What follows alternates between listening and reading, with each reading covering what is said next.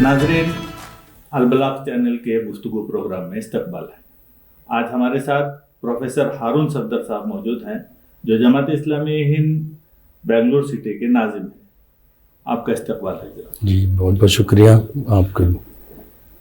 Election की तैयारियां मुकम्मल हैं और एक फेज़ का इलेक्शन तो हो चुका है। कर्नाटक में जुमे के दिन वोट डाला जाएगा पहले मरहले में, दूसरे इसमें 7 तारीख को और वोटिंग होने वाली है। इस ज़िमन में हम प्रोफेसर हारून सफदर साहब, जो सोशल एनवायरनमेंट में भी काफ़ी एक्टिव हैं, कुछ गुफ्तगू करेंगे। मोहतरम, मिल्लत इस्लामिया हिंद की इस इलेक्शन के सिलसिले में तैयारियां किस नौइयत की हैं और किस सतह पर हैं? देखिए, सबसे पहली बुनियादी बात तो यह है कि हमारा मुल्क जमहूरी मुल्क है और ये हमारे लिए बड़ी खुशाइन बात है। किसी भी कौम और मुल्क की तरक्की और खुशहाली के लिए वहाँ पर जमहूरी तर्ज़ हुकूमत का होना बहुत ही एक पॉजिटिव आस्पेक्ट है। अब ये शहरियों की ज़िम्मेदारी हो जाती है कि वो उस जमहूरी निज़ाम को किस तरह से मुस्तहकम और उसको बहुत ताकतवर करे। उसके लिए 2 चीज़ें बहुत ज़रूरी हैं। उसमें सबसे पहली बात तो ये है कि वो तमाम शहरी, मर्द, ख़वातीन, नौजवान, बच्चे, बच्चियाँ, ज़ईफ़, तमाम जो वोट देने के एलिजिबल हैं, उनका रजिस्ट्रेशन हो, उनका वोटर लिस्ट में इंदराज हो। ये काम बड़ा ही अहम और बुनियादी काम है। दूसरे मैं आपसे पूछना चाह रहा था, चूंकि ये अब हम लोग इलेक्शन के करीब पहुंच चुके हैं जी, ये काम के लिए तो इससे पहले हमें करना चाहिए, तो इसकी तैयारी कहाँ तक हो पाई है? ये जी, उसी बात की तरफ मैं आ रहा हूँ।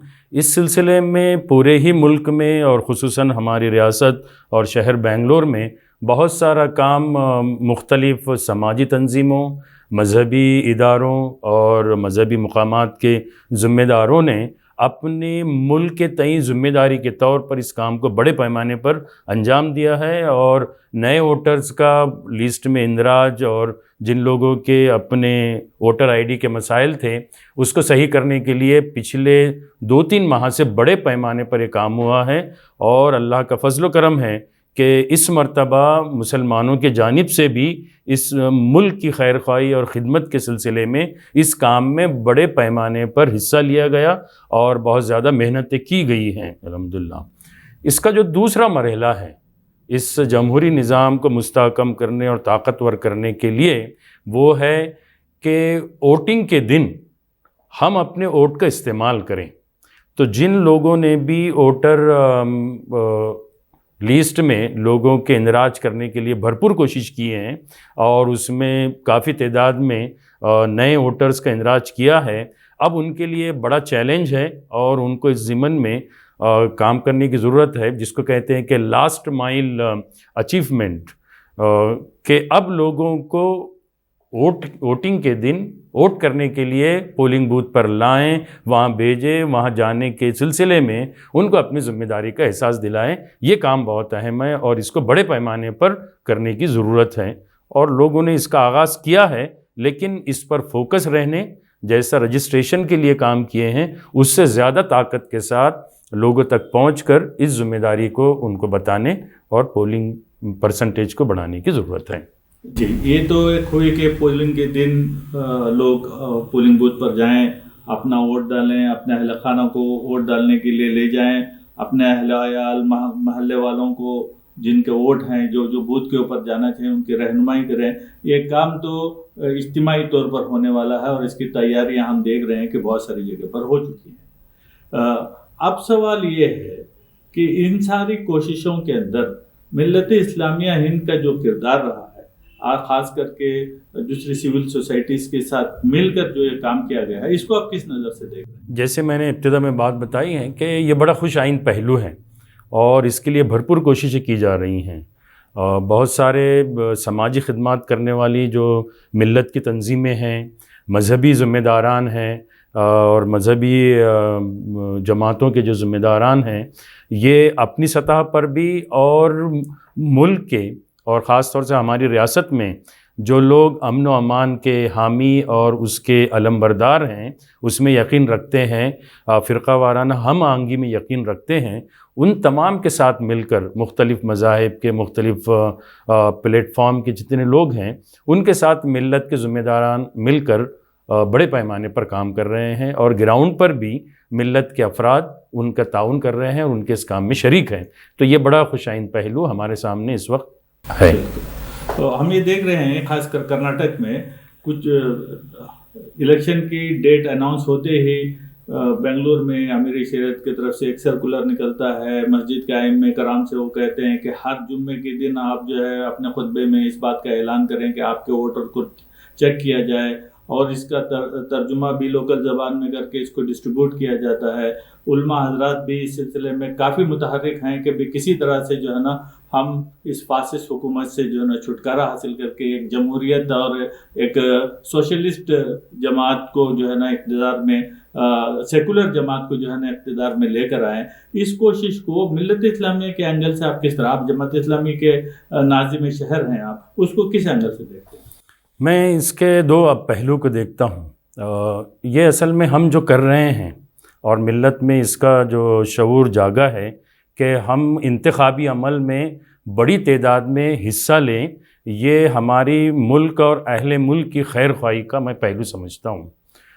اب اس میں بنیادی بات یہ ہے کہ جمہوری عمل سے ہی مختلف پروگرام رکھنے والی سیاسی پارٹیاں اقتدار میں آتی ہیں. جو لوگ اس آئیڈیالوجی سے یا ان کے پروگرام سے متفق ہیں وہ اگر بڑے پیمانے پر ووٹ کرتے ہیں، اور جو لوگ اس طرح کی ٹینڈنسی رکھنے والی سیاسی جماعتوں کے مقابلے میں جو جماعتیں ملک کے تمام شہریوں کو، تمام طبقات کو محبت کے پروگرام کے ساتھ اور ان کی حقوق کی بازیابی کے ساتھ اگر اپنے پروگرام کے ساتھ آتے ہیں، ان کے لیے اگر لوگ ووٹ دینے کے لیے نہ آئیں، پولنگ بوتھ پر ووٹ نہ کریں، تو ظاہر سی بات ہے کہ جو دوسرے ووٹ کیے ہیں ان کے ووٹ زیادہ تعداد میں آنے سے جن کو موقع ملے گا وہ حکومت کریں گے. اب وہ حکومت کرنے والے ان کی اپنی کیا پالیسی ہے، ہم اس پالیسی کے دیکھ کر اس پر دیکھیں گے کہ اگر یہ ملک اور اہل ملک کے لیے یہ پالیسی نقصان دہ ہے تو ہم اس کے خلاف لوگوں کو بتائیں گے اور ان کو بھی اس چیز سے ہم آگاہ کریں گے کہ آپ کی یہ پالیسیز ملک اور اہل ملک کے لیے نقصان دہ ہیں. اب اگر وہ اس بات سے اپنے آپ کو کریکشن نہ کریں، اس کو تصحیح نہ کریں، تو ہمارے لیے موقع ہوتا ہے کہ الیکشن کے موقع پر ہم اپنے ووٹ کا استعمال کرتے ہوئے ان کو اقتدار سے بے دخل کرنے کی کوشش کریں. یہ کوششیں ہم ملی نقطہ نظر سے نہیں بلکہ ملک کی خیر خواہی اور اہل ملک کے مسائل کو حل کرنے اور ان کو صحیح ترقی کی طرف ایک پالیسی پروگرام آنے والی حکومت کے سلسلے میں کرتے ہیں. اس میں پورے ہندوستان میں خاص کر کے یہ ہوا تو کرناٹک سے نکلی. ہم نے کرناٹک کے اسمبلی انتخابات میں یہاں جب بی جے پی اقتدار پر تھی تو یہاں کی جو سول سوسائٹیز ہیں ایک جٹ ہو کر اس فاسسٹ حکومت کو ہمارے ملک کے لیے، ہماری ریاست کے لیے خطرہ سمجھتے ہوئے اس کو بے دخل کرنے کی ایک بہت بڑی مہم چلائی اور اللہ رب العزت نے ہمیں اس کے اندر کامیابی دی اور آج ہمارے ریاست میں کانگریس کی حکومت ہے. یہ ہوا پورے ہندوستان میں پھیل گئی. اب اس کی جو ہے نا ضمن میں ایک لہر پورے ہندوستان میں محسوس ہو رہی ہے. تو آپ اس ضمن میں کیا محسوس کرتے ہیں؟ کیا یہ جیسے ہم نے کرناٹک میں ان کو بے دخل کر دیا، ممکن ہے کہ ہندوستان کے لیول پر ان کو بے دخل کیا جائے؟ ملک کی سطح پر جس طرح کی اس وقت سیاسی صورتحال ہے اور انتخابی ماحول بنایا گیا ہے، اس میں ہماری حکمراں پارٹی کی جانب سے اس بات کا بڑا دعویٰ کیا جا رہا ہے اور انہوں نے اپنا ٹارگٹ بھی رکھا ہے کہ اس بار 400 پار.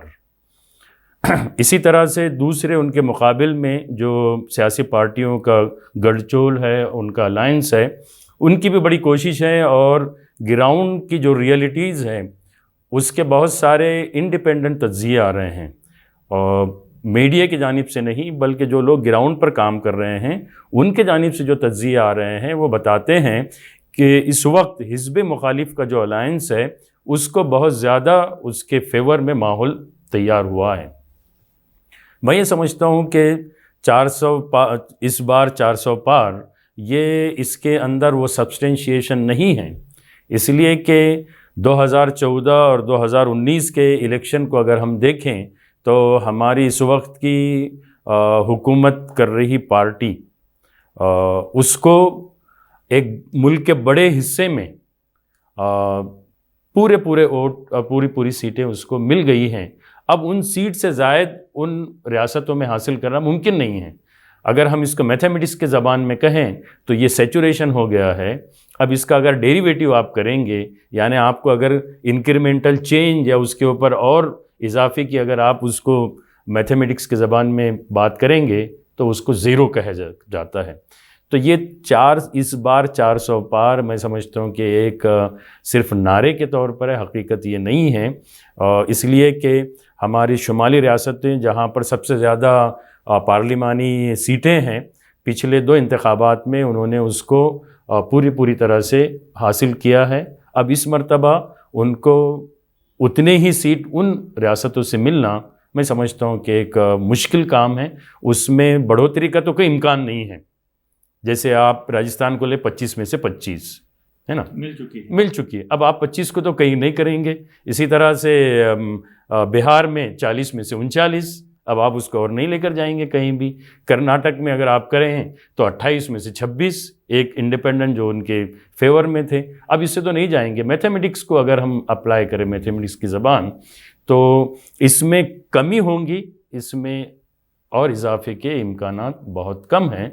तो इस एतबार से हिज़्ब मुखालिफ की फेवर में या उनके हक़ में ग्राउंड रियलिटीज़ पे ज़्यादा उनको अवाम का तवज्जो हासिल है।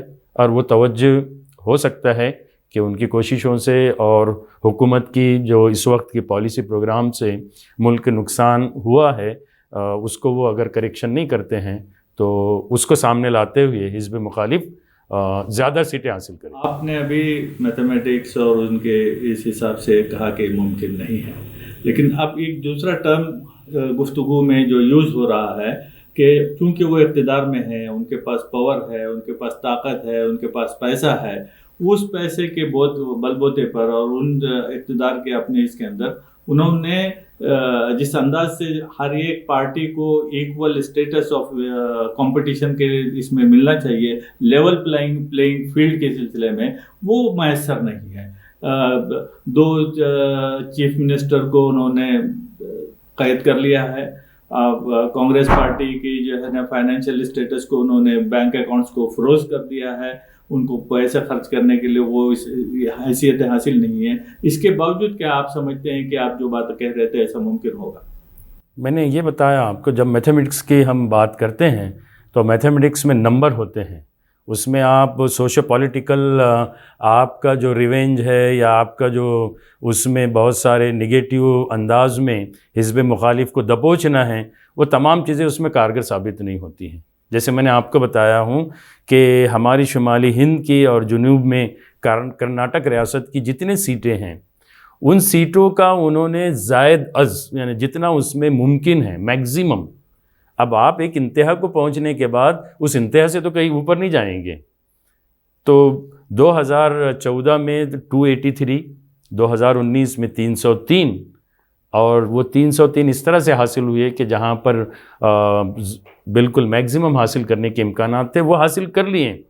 अब क्या आप ये समझते हैं कि बीजेपी तमिलनाडु में 39 में से 39 लेंगी या 39 में से 10 लेंगी, या बीजेपी को केरला में 10 सीट मिलेंगी, या फिर बीजेपी को फिर और कर्नाटक में 28 में से 28 मिलेंगी? क्या ये ऐसा मुमकिन है? जबकि अवाम हिज़्ब मुखालिफ के अलायंस की तरफ मुतवज्जे हैं और उनके हक़ में एक तरह की पॉजिटिव वेव जो है वो डेवलप हो गई है। तो मैं नहीं समझता कि इन तमाम जो चीज़ें इस वक्त की हुकूमत ने इस्तेमाल की हैं हिज़्ब मुखालिफ को कमज़ोर करने के लिए, वो सब के बावजूद वो अपने पिछले रिकॉर्ड को भी तोड़ें।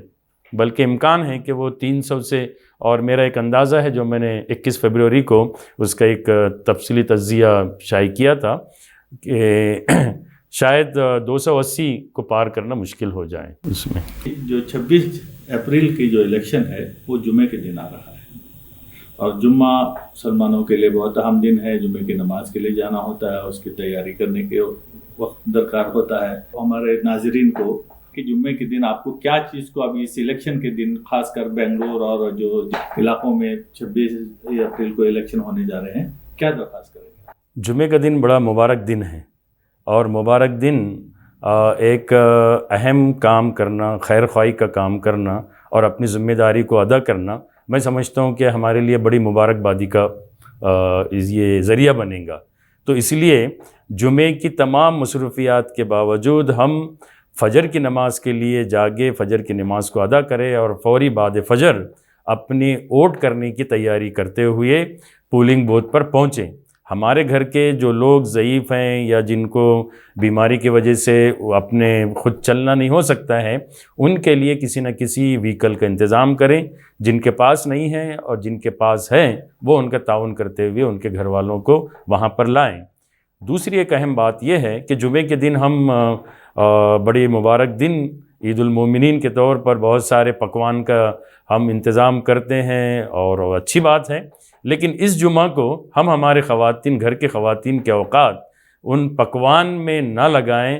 अगर हमको उस दिन वैसे ही पकवान चाहिए तो उसका दूसरा नज़्म करें या एक जुमा ज़रा उसकी क़ुरबानी देकर ख़वातीन को पोलिंग बूथ पर ले जाएं, इसलिए कि वहाँ पर इंतज़ार करना होता है और जुमे की नमाज़ भी सामने होती है। तो उस इंतज़ार में औकात लगेंगे, उन औकात के लगने की वजह से घर के बहुत सारे कामों की ज़िम्मेदारी वो नहीं निभा पाएंगे, तो उससे उनको ज़रा उसमें एक तरह की सहूलत फ़राहम किया जाए। और हम दूसरी अहम बात ये है कि पोलिंग बूथ पर काफ़ी वक्त वहाँ पर लगता है, कतारें होती हैं, वोटर्स जब आते हैं तो इंतज़ार करने में जुमे के दिन का प्रेशर हमारे जहन पर हावी हो जाता है। तो एक तरह से हमारे जहन में बड़ी निगेटिविटी आ जाती है, गुस्सा आ जाता है या एक तरह की हमको परेशानी से लाहक हो जाते हैं। इन तमाम हमारी सोच को हम साइड लाइन करें और इस बात को अपने जहन में वाज़े रखें कि एक बहुत ही अहम काम के लिए हम अपने घर से निकले हैं, पोलिंग बूथ पर इंतज़ार कर रहे हैं। इस अहम काम के लिए इंतज़ार में जो वक्त लगेगा वो हमारा बहुत फ़ायदे का वक्त रहेगा, एक नेक काम में हमारा वक्त लगेगा। तो उस वक्त के लगने में इंतज़ार को आप किसी तरह से भी अपने जहन को उलझन और गुस्से और परेशानी, इसलिए कि इंतज़ार हमेशा लोगों को परेशान करता है, उससे हम अपने आप को महफूज करें। यकसुई और सुकून के साथ जितना भी वक्त वहाँ पर दरकार है अपना वक्त लगाकर वोट करें, इत्मीनान से ज़िम्मेदाराना तौर पर वोट करें। ये हमारी अपील है।